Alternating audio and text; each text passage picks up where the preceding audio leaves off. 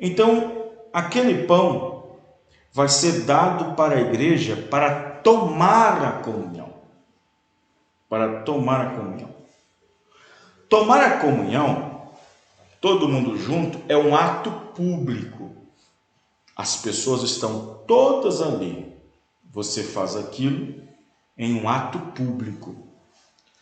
Quando você faz isso, quando você vai tomar a ceia, você está ali no meio da fila, está todo mundo junto, está todo mundo reunido, você vai tomar o pão e colocá-lo na boca, pegar o vinho e tomá-lo. O que você faz com isso? O que você está fazendo? Você está fazendo, mostrando para o pastor, mostrando para o irmão que já tomou na frente, mostrando para o irmão que está atrás da fila, mostrando o seu ato público diante da igreja, diante dos irmãos, que você está em comunhão com Cristo. Amém, irmãos? Em comunhão. Então, não se toma comunhão para ter comunhão. Tem comunhão primeiro, para depois tomar a comunhão, sem ter comunhão nenhuma com Deus. Tem gente tomando a comunhão. Quando eu falo tomando, é pegando no prato, não tendo nenhuma comunhão com Deus. Explica isso, pastor. Vou explicar. Tem gente que chegou no dia da ceia, se veste bonitinho, se arruma bonitinho e vai, opa, hoje é dia de Santa Ceia. Ele vai tomar a comunhão. E às vezes ele toma a comunhão sem estar em comunhão. Explica isso, pastor. Estar em comunhão é estar com uma vida de jejum, uma vida de consagração, uma vida de leitura da Bíblia, da palavra, de oração, uma vida de meditação. Você tem que tirar esse tempinho para isso. Você tem que tirar esse tempinho para meditar, esse tempinho para orar, esse tempinho para estudar, para ler a Bíblia, para ler a mensagem, um tempinho para orar, um tempinho para consagrar. Então, quando você está fazendo isso, você está tendo uma comunhão com Deus. Mas a maior comunhão que você vai ter com Deus será no momento em que você estiver na igreja, sentado para ouvir a palavra. Tem gente que fica um mês sem vir na igreja e no dia da ceia quer tomar comunhão. Vocês estão entendendo, irmãos? E no dia da ceia quer tomar a comunhão, sendo que ele não está tendo comunhão. Vocês estão me entendendo? Amém. Vejam bem. Veja como é fácil as pessoas se perderem sem saber que estão se perdendo. Quando eu falo se perdendo, não estou falando em questão de salvação. Eu estou falando no sentido em que ele deixa a desejar sobre a sua experiência na vida cristã. Os irmãos estão compreendendo? Então, quando você vem aqui na igreja, você vem aqui no culto, se assenta para ouvir o pregador, para ouvir o pastor, nesse momento você está tendo comunhão com quem? Com a palavra. Você está tendo comunhão com a palavra. Isso quer dizer, a palavra comunhão significa conversar. Então Deus está falando e você está ouvindo. Amém, irmãos? Amém. Deus está falando e você está ouvindo. Nesse período, nesse momento, você está tendo comunhão. Porém, só tem culto agora quarta-feira. Será que essa comunhão continua? Até a próxima quarta-feira? Vocês estão me entendendo? Será que o tempo será mais gasto com a família? Será que o tempo vai ser mais gasto com a internet, com o joguinho de bola, com o celular na mão, no WhatsApp, na rede social? Será que esse tempo, esse intervalo, será gasto com idas e vindas na casa de amizades, de amiguinhos, de amiguinhas, na televisão? Então, a comunhão, ela é aqui agora, quando você está ouvindo o pregador, você está tendo comunhão com a palavra. Só que quando você está em casa, quando você pega a Bíblia, pega a mensagem, ou vai para o seu cantinho de oração, o seu cantinho secreto, e vai orar, seja debaixo da árvore, seja na garagem, seja onde for, debaixo da escada, ou dentro do banheiro, onde todo mundo está pensando que você está fazendo o número 2, e você está bem orando, E então, naquele momento, você está em comunhão. Isso quer dizer, você está dando uma continuidade daquilo que você teve daquele culto. Vocês estão entendendo, irmãos? Então, comunhão constante. Comunhão constante. Quando a Bíblia diz, vivei no Espírito, andai em Espírito. Isso é comunhão, quem está entendendo, irmãos? Isso é estar em comunhão, andar em Espírito, viver em Espírito. Isso é estar em comunhão. Então aí a pessoa fica 30 dias, fica 15 dias, 2 meses, 3 meses sem vir na igreja e depois quer passar na fila da ceia, tomar a comunhão, sendo que ele não tem comunhão, sendo que ele não tem tido comunhão.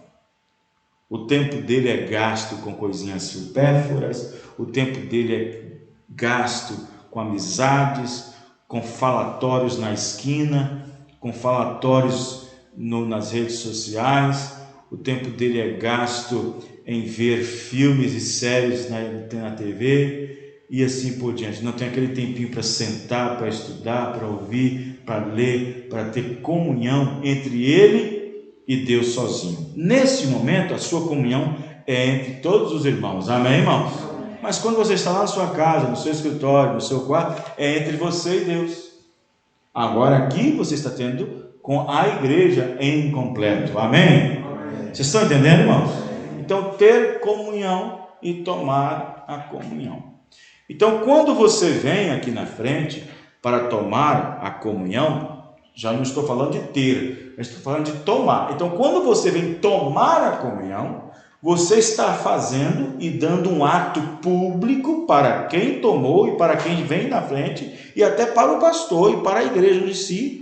Você está mostrando para a igreja que você está apto a tomar aquela ceia, a tomar aquele pão, a beber daquele vinho, porque você está apto a tomar, porque você está em comunhão com Deus. Amém, irmãos?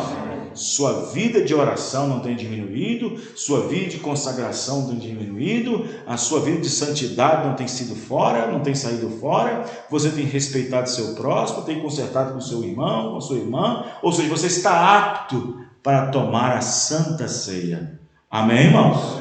Você está apto para tomar. E quando você vai tomar a santa ceia, é um testemunho público de que você está mostrando e dando a entender que você pode tomar a comunhão estando primeiramente em comunhão com Cristo. Amém, irmãos? Porque se você não está em comunhão com Cristo, que é a igreja, porque o corpo é a igreja. O pão simboliza apenas o corpo de Cristo, o vinho simboliza apenas o sangue de Cristo, mas o corpo de Cristo não é o pão e o sangue de Cristo não é o vinho. O corpo de Cristo é a igreja. Amém, irmãos? O corpo de Cristo é a igreja. Então você tem que estar em comunhão também com a igreja. Amém? Você tem que estar também em comunhão com os irmãos. Irmão que não fala com o irmão pode tomar ceia? Hã? Por quê? Porque ele não está em comunhão com o irmão. Está entendendo? Irmão que não se acerta com outro irmão, por algum deslize, algum falatório, alguma coisa, algum erro, e não foi acertado, não acertou, não consertou, e depois vem e toma santa ceia. E aquele irmão está lá na igreja. Está em comunhão com o irmão? Está com o irmão, comunhão com a igreja? Está em comunhão com os irmãos? Deixa a desejar em um ponto?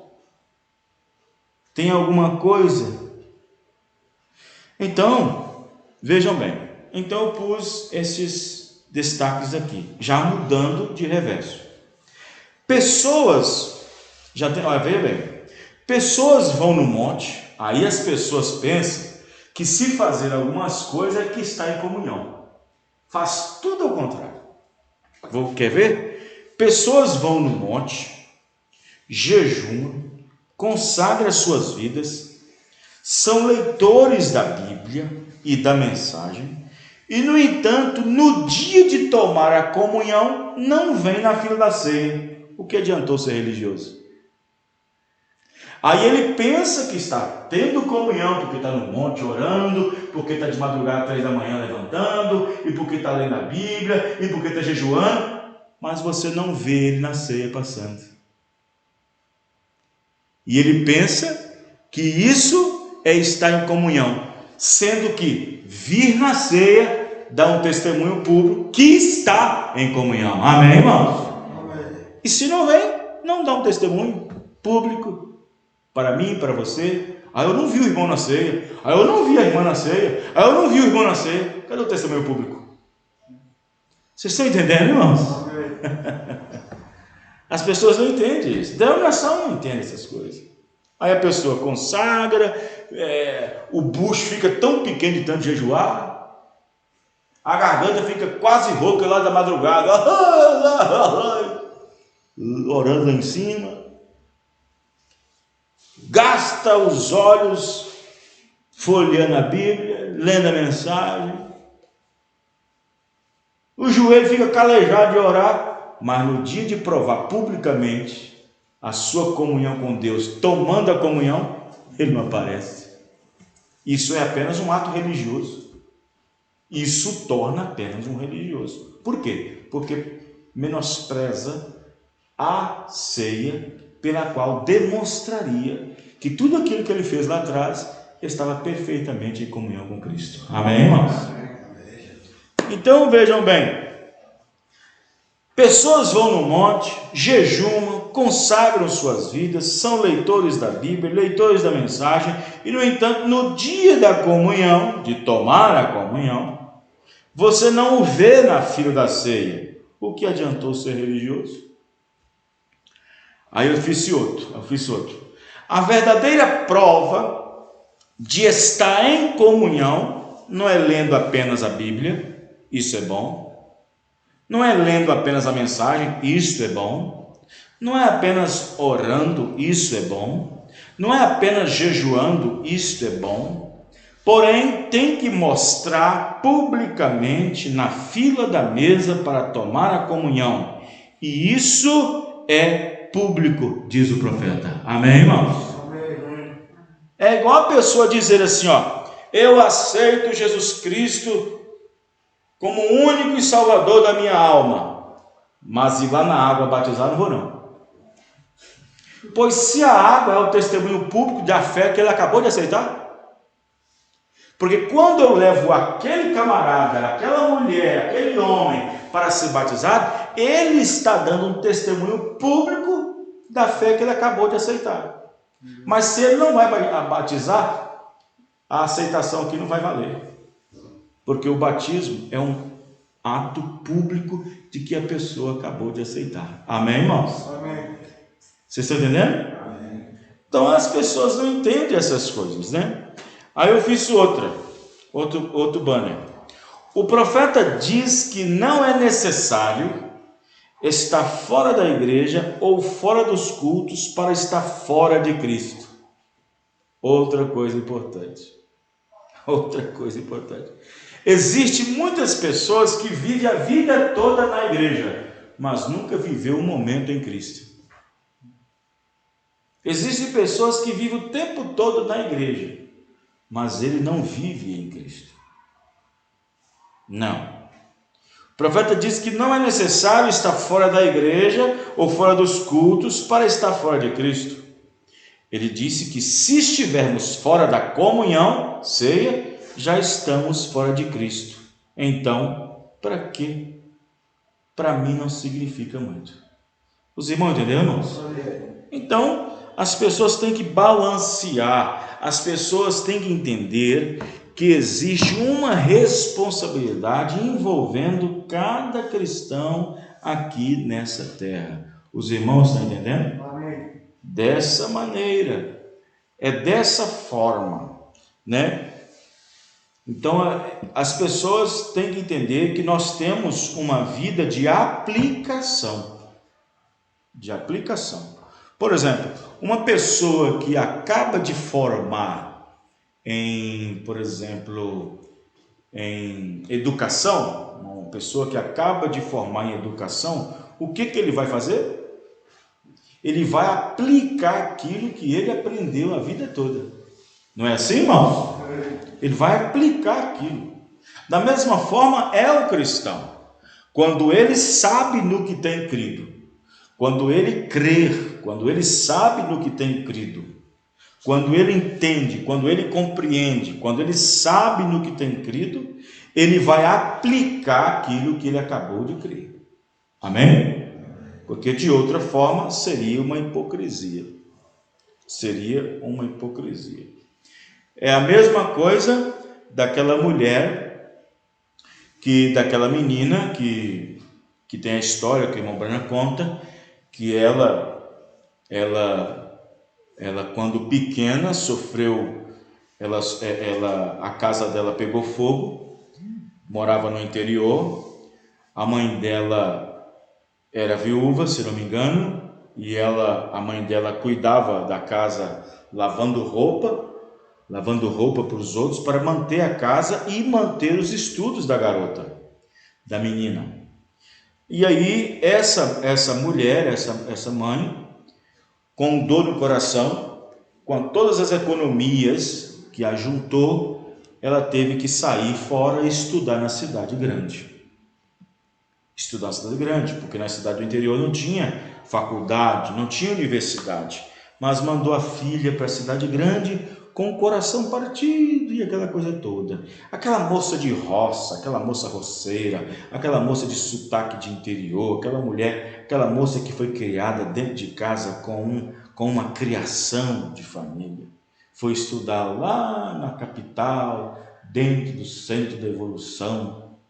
E aí a moça começou a ter amizades na faculdade, começou a ter amizades nas mocinhas, começou a sair, começou para festinha, e era tempo de férias da faculdade.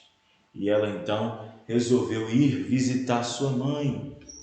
E aí uma coleguinha daquelas bem atiradinhas diz assim: eu posso ir também? Eu nunca conheci o interior, nunca vi cavalo, nunca vi mato. Eu posso ir também? Eu, vai, pode ir.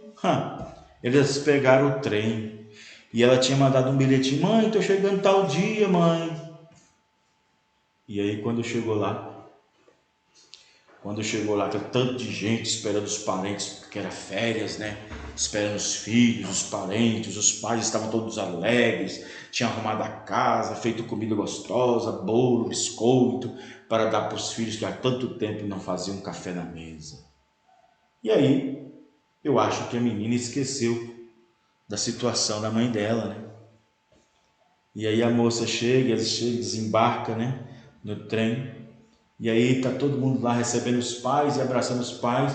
E aí quando chega a vez dela ver a mãe dela, ela vê a mãe dela de longe, e a mãe dela solta aquele grito: minha filha, graças a Deus que você está bem. E correu para abraçar ela. E quando ela ia abraçar a filha, ela deu um empurrão nela. Disse: não te conheço. Minha filha, sou eu, sua mãe. Não te conheço. A garota da cidade grande começou a dar risada. Quem é essa maluca? Quem é essa maluca? Quem é essa maluca, essa cara toda desfigurada? Quem é essa maluca que está te abraçando, dizendo que é sua mãe? É sua mãe? Não conheço essa mulher, não. Nunca vi essa mulher. Ela ficou com vergonha da sua mãe. Aí tinha um guarda lá que cuidava ali, fazia a parte de segurança ali em volta dos trens, que conhecia a história, sabia de todo mundo, conhece todo mundo do interior. Pegou essa mocinha, viu aquilo, pegou aquela mocinha pelo braço, pegou ela pelo braço assim, trouxe, e de repente formou um alvoroço, porque ela dizia: solta meu braço. E aí todo mundo juntou, e a mãe dela chorando num canto. E aí o guarda começou a falar: gente, olha o que eu acabei de presenciar. Essa moça aqui desprezando a sua mãe. Eu vou contar uma história para vocês. Essa mulher aqui que vocês estão vendo, olha para o rosto dela. Essa mulher não era assim. Veja o rosto dela todo desfigurado. Essa mulher costumava ser a mulher mais bonita do bairro. Mais bonita. Mas um dia, essa moça aqui, criancinha, bebê, no segundo andar, dentro do berço, estava lá. E de repente uma fumaça começou a sair dentro da casa, uma fumaça, e era fogo. O fogo começou a alastrar. E ela começou a gritar: meu bebê está lá dentro, meu bebê está lá dentro, meu bebê está lá dentro. E nós, com muito custo, tentando ajudar, mas não tinha jeito, o fogo já estava alastrando demais. O que essa mulher fez? O instinto de mãe. Ela pegou um lençol todo molhado, encharcou ele de água a mais, e colocou sobre a cabeça, e colocou sobre o corpo, e entrou chama dentro. E foi até o quarto onde estava o berço. Não queimou nada, só sentiu o calor. E fumaça subia. Mas só tinha aquela toalha cheia de água. Tem que voltar agora. O que ela fez? Tirou aquela toalha toda molhada, pegou o bebezinho e envolveu todinha com a toalha molhada. Agora está sem nada. Ela tinha que voltar para trás pelo mesmo caminho que entrou.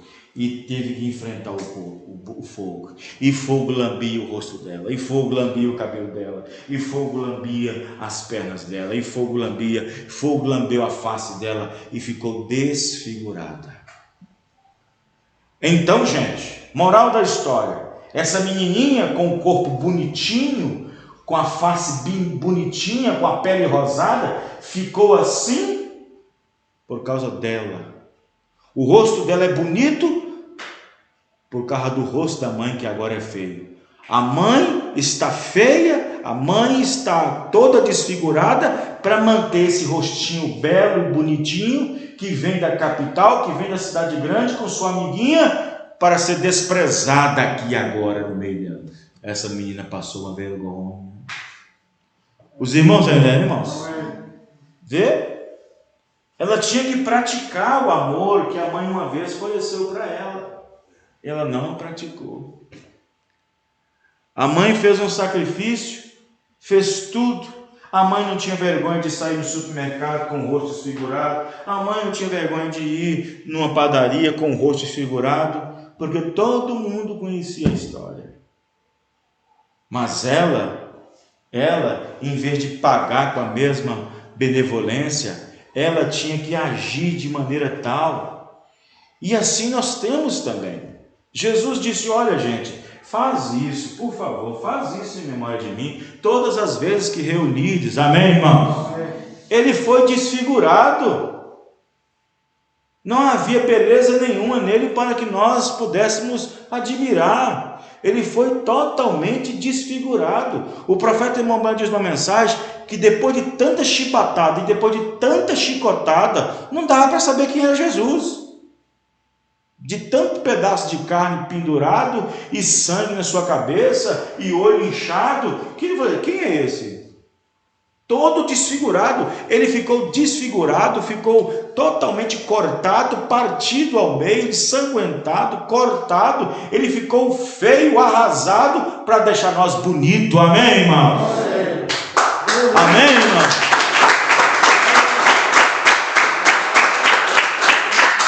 Aí ele diz: faça isso em memória de mim. Lembra de mim nesse momento. Lembrai-vos do que eu fiz para vocês. Lembre que eu fiz, o meu corpo é partido por vós, o meu sangue é derramado por vós. Quem não comer da minha carne, beber meu sangue, não tem vida em vós mesmos. Verdadeiramente o meu corpo é comida e o meu sangue é bebida.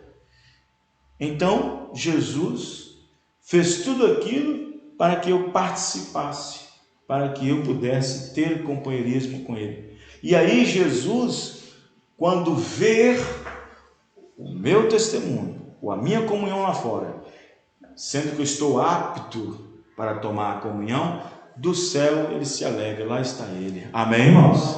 Lá está ela, lá está ele, lá está ela atendendo o meu pedido, atendendo o meu desejo, fazer isto em memória de mim. Amém? Então observe bem que mesmo assim existe um propósito para tudo. Deus tem um propósito e faz coisas propositais, tudo com um propósito. Vamos pegar nossas Bíblias no capítulo 8 de Deuteronômio? Abre suas Bíblias lá atrás, em Deuteronômio, no Antigo Testamento, já perto de Números, para vocês verem uma coisa aqui. O que Deus faz propositalmente? E tudo com um propósito. Deus faz coisas propositais, das propositais tirar um propósito. Deuteronômio, capítulo 8, versículo 1, 2, 3. Vejam bem, Deuteronômio, capítulo 8, verso 1, 2 e 3. Olha o que está escrito. Todos os mandamentos, já leram? Já acharam? Todos os mandamentos que hoje vos ordeno, guardareis para os fazer. Vejam bem. Para que vivais e vos multipliqueis e entreis e possuais a terra que o Senhor jurou a vossos pais. Então, vamos parar um pouquinho, olha para cá. Então, você tem aqui o quê? Você tem aqui o primeiro versículo, onde Deus, através de Moisés, está dizendo para o povo: gente, os mandamentos que hoje eu vos ordeno é para que vocês os guardem. Quando você guarda uma coisa, é para você sempre estar atento àquilo. Não é para guardar na despensa, não é para guardar lá no escritório, não é para guardar na gaveta, é para guardar no coração. Amém, irmão? Todos os mandamentos que hoje vos ordeno, guardareis para os fazer. Para os fazer. Para que vivais. Ou seja, se você faz, você vive. Se você não faz, você morre. Se você faz, você vive. Para os fazer, para que vivais. E vos multipliqueis, ou seja, para que a vossa vida seja uma bênção. E entreis, depois de tudo isso, possuir a terra que o Senhor jurou a vossos pais. Mas olha o versículo 2. Quando você estiver possuindo essa terra, nesse caminho, nessa jornada, olha o que ele diz no 2. E te lembrarás de todo o caminho pela qual o Senhor teu Deus te guiou no deserto. Olha, já dava para mim ficar tranquilo se eu estivesse lá, sabendo que era Deus me guiando. Amém, irmãos? Sabendo que era Deus me guiando. E te lembrarás de todo o caminho pela qual o Senhor teu Deus te guiou no deserto. Estes 40 anos para te abençoar, está escrito assim? Para te humilhar, para te tentar, para saber o que estava no teu coração, se guardaria os mandamentos ou não. Porque toda vez que Deus envia um mandamento, toda vez que Deus dá uma ordem, dá um mandamento, seja em qualquer lugar, ou velho ou novo. Nós temos mandamento no Novo Testamento? Temos ou não temos? Temos. Por exemplo, em 1 Coríntios capítulo 14, verso 37, Paulo diz: se vocês não querem escutar, se alguém cuida ser profeta espiritual, reconheça que as coisas que eu vos escrevo são mandamentos do... Então, todo mandamento que Deus dá, existe uma parte que rejeita e outra parte que não rejeita. E o mandamento é para saber se cria ou não. Amém, irmão? Para saber se cria, guardaria meus mandamentos ou não. Olha o 3. E te humilhou. Deus humilhando o povo. E te humilhou e te deixou ter fome, te deixou ter fome, e te sustentou com maná que tu não conheceste, nem teus pais o conheceram, para te dar a entender que o homem não viverá só de pão, mas de tudo que sai da boca do Senhor viverá o homem. Amém? Então Deus propositalmente provocou uma situação para que a própria situação provocasse outra coisa nas pessoas. Vocês entenderam isso, irmão? Presta atenção, vou repetir. Deus provocou uma situação para que através da situação provocasse nas pessoas algo. E Deus queria ver o quê? Algo daquilo que ele provocou. A reação. Então o que acontece? Foi um propósito de Deus. Foi um propósito de Deus. Um propósito. Por exemplo, quando a Bíblia diz o seguinte: e então Deus colocou uma pedra de tropeço. A pedra de tropeço é para quê? É para quê? Para tropeçar. Então foi propositalmente. Foi propositalmente Deus colocar uma pedra de tropeço. Para quem? Tropeçar. Mas para aquele que não tropeça, não será confundido por ela. Amém, irmãos? Mas a pedra de tropeço é propositalmente colocada para alguém tropeçar nela. Tropeçar nela não crendo, não aceitando, arrazoando, não aceitando, criticando. Não aceito, não concordo, eu não vejo dessa forma. Então, a própria pedra que foi colocada no caminho, meu, seu, foi com um propósito. Colocou a pedra de tropeço no meu caminho. Quando eu vi ela, eu criei, não fui confundido. Amém, irmãos? A mesma pedra coloca no caminho de João. Não, isso não aceito. Não creio nisso. Os irmãos entenderam? Essa mensagem é pedra de tropeço para alguns e rocha de escândalo. Mas para nós é o poder de Deus. Amém, irmãos? Essa mensagem é pedra de tropeço no caminho dos povos de Laodiceia. Mas quando você encontrou com ela, você creu. Amém, irmãos? Você creu, enquanto que os outros olhou para ela, tropeçou, confundiram. Então a pedra, ela foi colocada no caminho com um propósito. Para quê? Para tropeçar. Mas aqueles que não tropeçam nela, confiam nela. Amém, irmãos? Os irmãos estão entendendo? Amém. Vê? Então o que é proposital? O que é uma coisa proposital? É algo que espera acontecer. Então Deus fez algo proposital esperando acontecer alguma coisa. Então foi o que Jesus fez. Tinha muita gente seguindo a mensagem. E ele conhecia todo mundo. Conhecia o coração de todo mundo. Ele dizia assim: aquela família ali está vindo por causa da comida. Aquele ali está vindo só para criticar. Aquele ali está querendo só bênção. Aquele ali está querendo só cura. Todo mundo está correndo atrás de mim só por causa da comida. Então, quando Jesus lançou a palavra, quando Jesus disse: vocês têm que comer da minha carne e vocês têm que beber do meu sangue, para vocês terem vida. Aí o povo: o que é isso? O que é isso? Comer da carne desse homem, beber do sangue desse homem, o que nós virou dessa maneira? O que nós acabamos de virar? O que nós estamos vivendo? O que nós vamos fazer? Então Jesus, e se você observar, ele não explicou. Ele não explica, irmão. Jesus não explica para quem não é revelado. Jesus não abre o entendimento de quem não é revelado. Naquele momento, diz o profeta, ele não explicou. Esperou que o povo fosse embora escandalizado. Mas depois que ficou com os eleitos e predestinados, ele explicou. Amém, irmãos?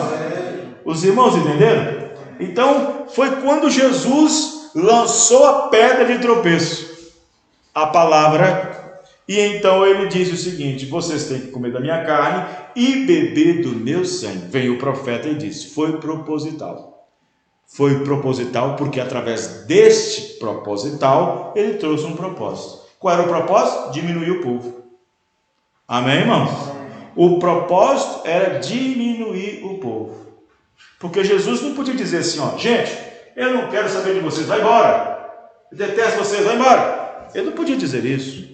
Mas o que ele fez? Propositalmente, ele criou uma situação para que pudesse colher outra. Então ele disse: vocês têm que comer da minha carne e têm que beber meu sangue. E na verdade era isso mesmo. Amém? Porque na hora da ceia, Jesus Cristo tomou o pão e disse: este é meu pão, este é meu corpo que é partido por vós. O pão pegou o vinho, este é meu sangue. Por que nenhum dos discípulos escandalizou? Por que nenhum dos discípulos escandalizou? Então, veja bem, Aí eles foram embora. Falaram, não dá para seguir essa mensagem. Essa mensagem está muito estranha, não dá não. Tem muitas pessoas assim, batiza, acha bonita a mensagem, batiza, vê o programa na rádio e fica alegre e vem e batiza. Aí de repente começa a ver pregação sobre semente da serpente, começa a ver pregação sobre predestinação, sobre isso. Mas que coisa estranha é essa? Que coisa estranha é essa? Que negócio é esse? É a mesma coisa. Os irmãos estão compreendendo, irmãos?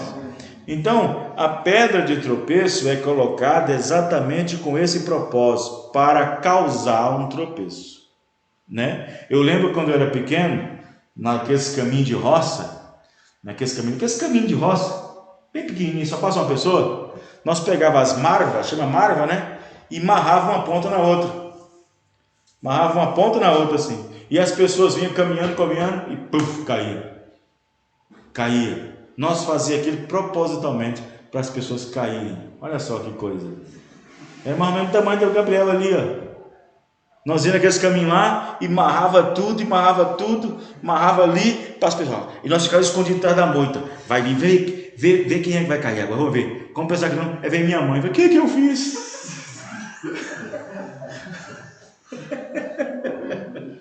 Vem minha mãe com a bacia na cabeça, cheia de prato lavado do rio. Falei, agora pronto.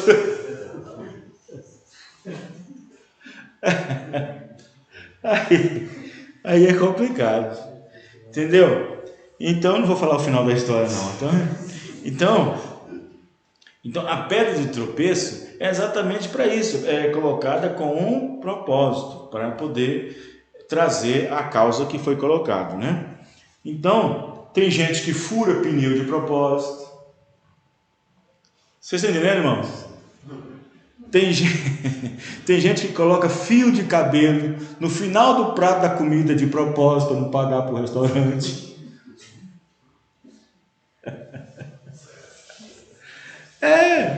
Tem gente que passa mal de propósito para ser atendido rápido. Tem gente que... irmão, vocês não sabem o que o povo faz de propósito. Então, vejam bem. Então, propósito, só que isso aí só traz benefício errado, né? Mas o verdadeiro propósito é diferente. Vejam bem, vamos pegar outra situação aqui de propósito. Jesus era mais ou menos meio-dia. Jesus estava com seus discípulos, acho que ia para Betânia. Era Betânia? Acho que ia para Betânia. E aí estava meio-dia, estava o sol quente, e tinha um pé de figueira. Tem um pé de figueira. E aí Jesus foi no pé de figueira para procurar comida, procurar alguma fruta. E ele olhou em cima e embaixo, vai aqui, vai acolá, e não achou uma sequer. Não achou uma fruta sequer, não achou uma figueira, um figo sequer.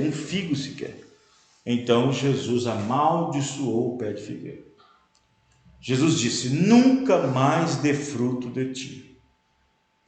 O que a figueira tem a ver com isso, irmãos? Vamos dizer assim. Se você está lá vendo aquilo,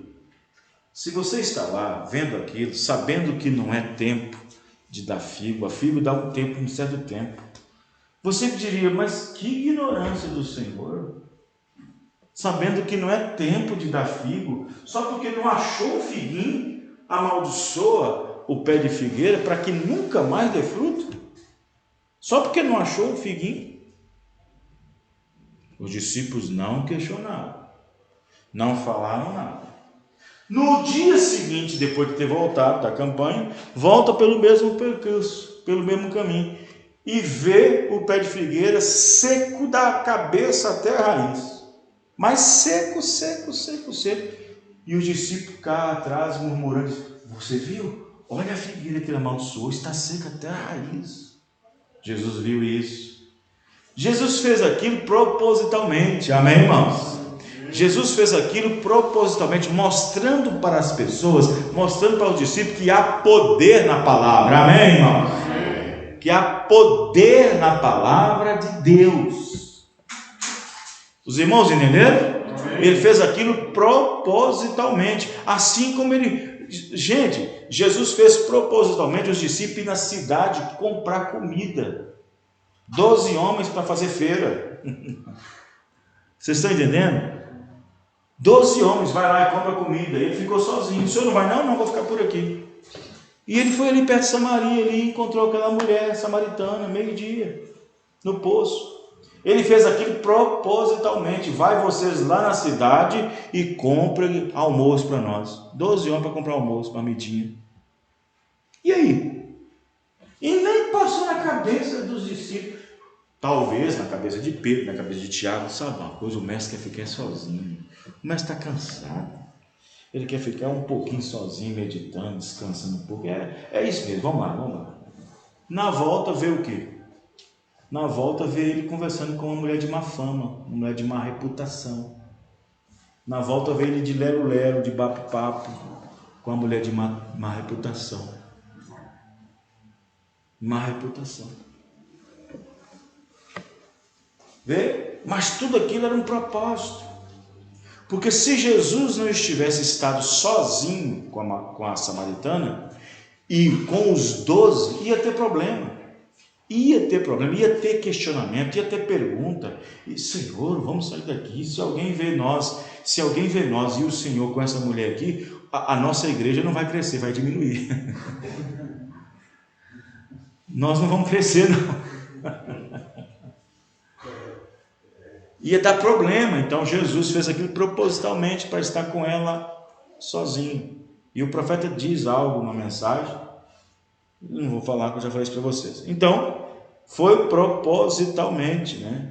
Foi de propósito, né? Quando Lázaro, por exemplo, está doente, Lázaro fica doente. A notícia chega depois de 2 dias. Lázaro, teu irmão, teu amigo íntimo, está terrivelmente doente. Não vai visitar? Não vai lá fazer uma visita? Não vai lá colocar a mão sobre ele? Não vai fazer uma oração por ele? Não vai fazer uma intercessão por ele? Não, vou não. Vou ficar aqui. E a Bíblia diz que ele sentou. E ficou 2 dias lá. No 4º dia ele resolveu ir.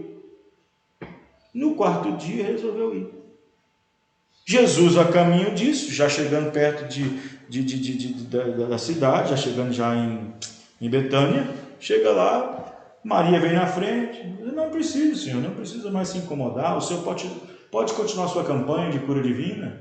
Não se interrompa, não perca seu tempo aqui, já era, o corpo já está fedendo, pode... Não, Marta, já está morto. Marta, eu não falei, Maria, eu não falei que eu sou a ressurreição e a vida? Amém, irmão? Amém. O profeta disse que aquilo tudo foi um propósito. Foi um propósito de Jesus não ter ido orar por Lázaro, porque ali naquele lugar havia uma multidão muito descrente, havia umas pessoas muito incrédulas, e precisava de um sinal maior, um sinal bem mais gigantesco do que uma cura de uma febre, do que a cura disso, precisava de uma fé, precisava de um milagre bem maior para que aquele povo despertasse, e mesmo ressuscitando Lázaro, ainda não trouxe um despertamento total ao povo. Os irmãos entenderam, irmãos? E mesmo Lázaro sendo ressuscitado, não trouxe um despertamento total das pessoas para crerem nele. Uns diziam que ele era até bruxo. Então, aquilo foi feito com um propósito. Mas, para os predestinados que estavam ali, já era o suficiente para poder crer. Amém, irmão? O restante ficou para trás. Então, tudo é através de um propósito. Aí vem o profeta, irmão Brânio, o nosso profeta, o mensageiro para esta era, e diz na mensagem, o desvelar de Deus, 22, porque o pastor Paulo Henrique pregou algo, e aí eu falei lá algumas coisas, e eu precisava provar isso depois, porque eu estava sem a mensagem na mão. Então, aí o profeta diz assim, no parágrafo 22, desvelar de Deus. Às vezes temos que dizer coisas de certo modo para que isto possa diminuir, para que possa fazer alguns saírem e outros irem embora, e outros a refletirem. Mas isso é feito propositalmente. Isto tem que ser feito dessa maneira. Os irmãos entendendo? É feito propositalmente. Então vejam bem, no tempo do profeta, por exemplo, ele não estava conseguindo ler uma escritura por causa da visão dele estar um pouco ruim. E ele pegou um óculos do bolso para poder ler. E depois disso, o diácono, ridicularizou o profeta. Você que ora por todo mundo e todo mundo é curado e você anda doente de cegueira? Aquilo foi suficiente para aquele homem deixar a mensagem e nunca mais voltar. Vocês estão entendendo, irmãos? Como é que é as coisas? Então, tudo é um propósito. Tudo acontece com um propósito, né? Tudo acontece por um propósito. Vejam bem, Deus colocou Lúcifer, Deus faz tudo perfeito. Deus colocou Lúcifer numa posição para que depois de um tempo o coração dele crescesse. Deus colocou Lúcifer numa posição elevada, tão elevada, para que depois nele o coração se ensoberbecesse, crescesse. Porque se Deus tivesse colocado Lúcifer numa posição de menos destaque, não subia nada, mas colocou Lúcifer lá em cima, numa posição de destaque em todos os anjos. Os anjos admiravam Lúcifer. Para começar, Lúcifer era mais admirado no céu do que Miguel. Lúcifer era mais admirado. E então, Deus colocou Lúcifer exatamente naquela posição de destaque, para que um dia, Deus conhecendo o que está dentro dele, para que o coração dele se enchesse e engrandecesse e quisesse fazer uma conduta, uma ação para querer ser Deus, para querer ser igual a Deus e criar seu próprio reino. Vocês estão entendendo, irmãos? Então, quando isso aconteceu, Deus teve que colocar as cartas também na mesa. Porque Deus teria que ter um oponente à altura dele. Quem está entendendo, irmãos? Tinha que ter um oponente à altura dele. E nesse caso é o diabo, nesse caso é Lúcifer, nesse caso é o demônio, nesse caso é Satanás. Vocês estão entendendo o que eu estou dizendo, irmãos? Tudo isso foi feito com um propósito. Foi feito com um propósito. O afastamento de Eva, de Adão no Éden, também foi um propósito. Deus criou Adão, Deus fez Adão, criou Adão originalmente, e depois formou a mulher de algo de Adão, de sua costela. Fez a mulher com um propósito, com uma inclinação para cair. Deus não fez ela para cair, mas fez ela com condições para cair. Quem está entendendo, irmãos? Porque Adão não podia ser enganado, como Paulo disse, mas a mulher sendo enganada. Então Deus criou Eva, fez ela de um produto já criado, que era Adão, com condições para cair. Assim como Deus fez a serpente com condições de falar, com condições de fazer, com condições de pensar. Tudo com propósito para que o grande plano de Deus pudesse vir à tona. Amém, irmãos? Porque sem esses requintes, sem essas coisinhas, nunca saberíamos o que é redenção. Tudo foi um propósito. E tudo coopera para o bem daqueles que amam a Deus. Amém, irmãos? Amém. Vamos ficar de pé. Aleluia. Os irmãos entenderam? Muito bem. Vamos agradecer o Senhor, né? Senhor nosso Deus e Pai Celestial, muito obrigado, Senhor, pela palavra que o Senhor nos deu nessa noite. Muito obrigado pelo ensinamento que o Senhor nos deu nessa noite. Espero ter ajudado a cada irmão ou irmã nessa noite através da Tua palavra, Senhor. Nós sabemos que sem o Senhor nós não podemos fazer nada. Que a graça do Senhor possa ser estendida a nós de maneira maravilhosa, Senhor, porque o Senhor tem prometido na Tua palavra.